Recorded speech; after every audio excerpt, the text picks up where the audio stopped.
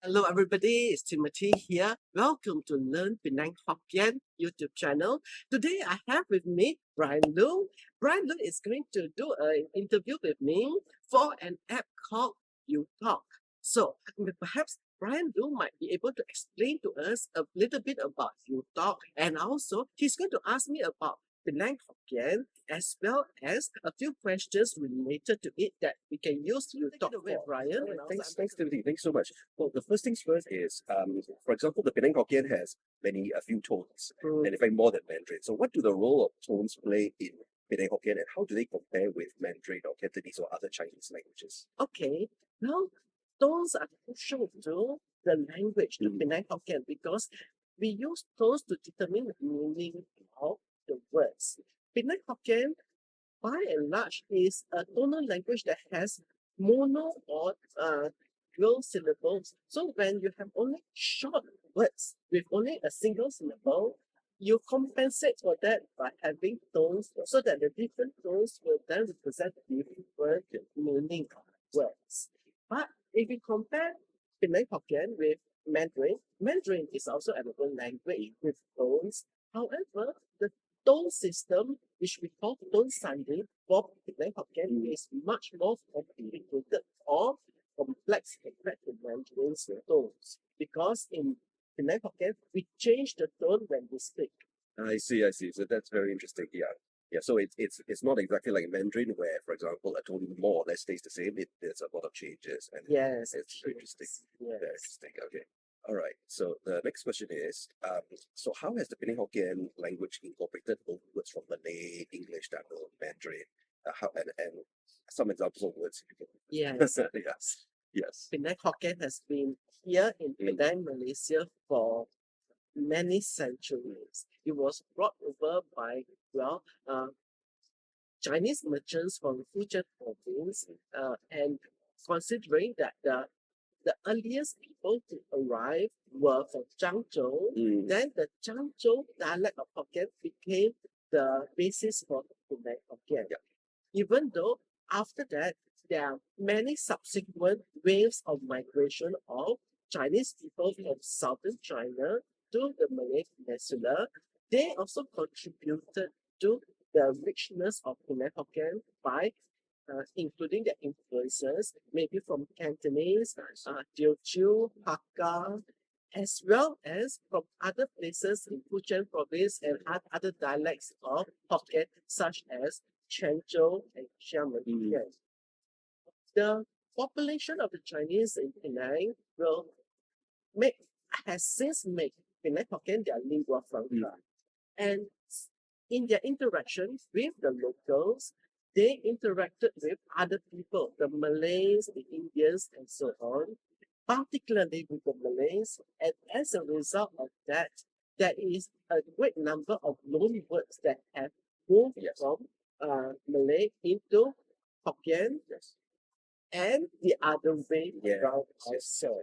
So words such as mata and mata, darling, and so on are words that came from Malay and has become part of Hokkien. Interesting. It's very interesting. Yes. And then, so we're talking about speaking of Penang Hokkien as well. How do you think putting Penang Hokkien on an app like uTalk, right? How will it help to preserve the language by introducing to new audience, or how do you interpret this? Definitely. We welcome every opportunity for language enthusiasts to get exposure to our language because it's a window into our culture. So to have this language added into uTalk is an opportunity for us to show to the rest of the world how our language sound like. And for visitors coming to Penang, the app will be such a practical and easy way for them to have at their fingertips all the useful phrases that they can employ when they are here in Penang. Okay, that's great. Thank you. Okay, that's a very, very, very practical answer. Very practical. Thank you. Okay, and then the other thing is, how has the Penang Hokkien language evolved over time, especially among the younger generations? How has it changed? Language is not static. It is never frozen in time. So Penang Hokkien, as with all languages that are alive, it keeps on absorbing new words and discarding maybe words that are no longer in fashion. And so the same too with Penang Hokkien. In the past, it incorporated a lot of words from Malay, and then under the British, there are new words that come into Penang Hokkien from English. And nowadays, there are many words that come from Mandarin and also from Cantonese. So those are the interaction, and from the words that you see in Penang Hokkien, you know when those words were added into the language. Interesting. Give me some examples. For example, Tao Tin. Yes. Tao Tin is now used in Penang Hokkien or Tapao. Yes. Those are words that um, that have moved into Penang Hokkien from Cantonese. So those are examples of words that are now in Cantonese. And sometimes words have a tendency of moving from Penang Hokkien to another language and then moving back to Penang Hokkien. Yes. And one example that I can think of would be the word Gongsi. So Gongsi, in its original form, means an association of company in Hokkien. Then it moves into Malay, where it means to share something. Yes. And then the word moved back into Hokkien to mean Gongsi now means to share. To share, yes. Yes, that's very interesting. Yes, okay. All right, thank you.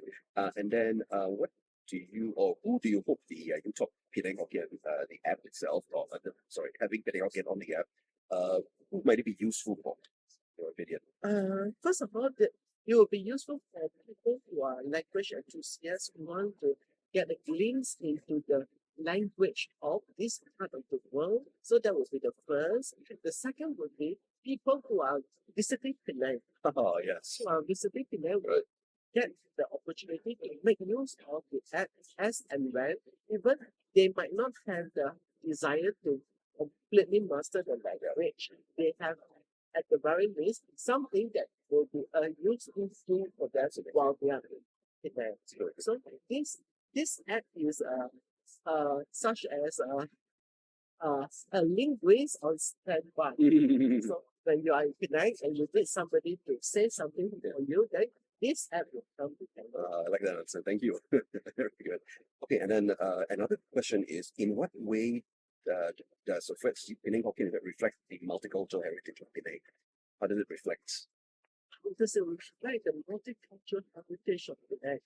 Penang Hokkien, in a way, has been around in Penang for all the while, from the very day one of the establishment of Penang as a British government until now.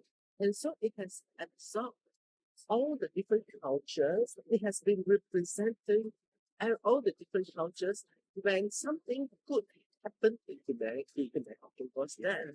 And also when the first time somebody created a recipe for a kueh, for example, Yes.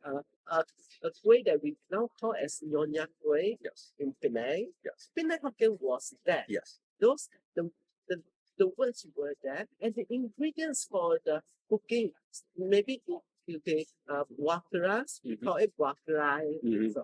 So those ingredients are also part of Penang Hokkien because the ingredients may have come from a different culture, but it has been embraced by the Chinese people who use Penang Hokkien as their culture. It's very good, thank you. Yeah. So for the audiences who are not from Penang or Malaysia, kueh means a type of rice cake.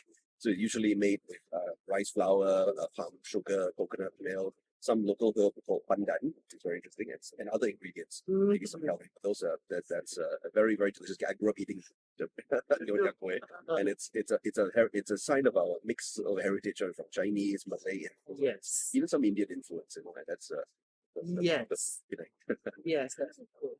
Okay. And then the last question is, how important is the Taiji script? That's for information that's been invented by Mr. Timothy Dai. The Taiji script, how important is it to have it included in an app like uTalk? In order for a language to survive into this present age, it is necessary, essential that we have a writing system for it.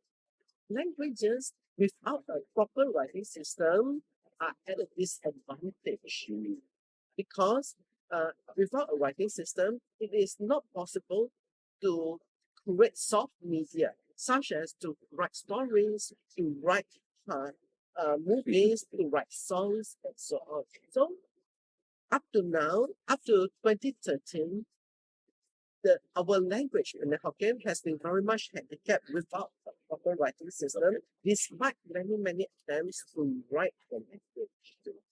Since 2013, I developed this writing system called Taiji romanization, and since then I'm popularizing it to everybody as a means to easily write Penang Hokkien. And the availability of this uTalk app is quite a wonderful tool because it gives exposure to how this language is written and how easily can people pronounce the words into this language. Yes. Okay. So they can see how the word is written and they can hear how it is pronounced and they can more or less get an idea of how this pronunciation match with the spelling. Okay, wow, that's very interesting answer. Well, thank you so much. Okay, I think one last question, bonus question, and it's just off script, but for example, because we're gonna have a lot of people who might be using the app who might speak other varieties of Hokkien. Maybe they're from Taiwan, maybe they're from Xiamen, China, who might be interested. What are the unique features that that make it different other types of Hokkien? Besides the loanwords, is there any other features of Penang Hokkien that are unique pronunciations or something like this? Or what is our? I would say that Penang Hokkien is so much simpler compared to other forms of Hokkien. Yes. In particular, due to its tone system. Okay. The tone system of Penang Hokkien is very much simpler if you compare it with other forms of Hokkien. And as a result of that, it is a language that is much easier for people to learn. And the writing system is also much easier for them to learn because the whole system is much easier compared to other forms of Hokkien. But anybody who has some knowledge of other varieties of Hokkien should be able to pick up Hokkien very easily. Yes. And with this app, it's going to make it really easier. Okay, all right. Well, thank you, Timothy. Okay, that was a very enlightening conversation, and thank you very much. Thank you so much, Brian. And everybody, thanks so much for joining us today. If you enjoyed this video, please give it a like so that YouTube will share with more people and more people will know about uTalk. And if you have not yet, please subscribe to the Learn Penang Hokkien YouTube channel. And until we meet again, 感謝盧姐姐。感謝，感謝，謝謝。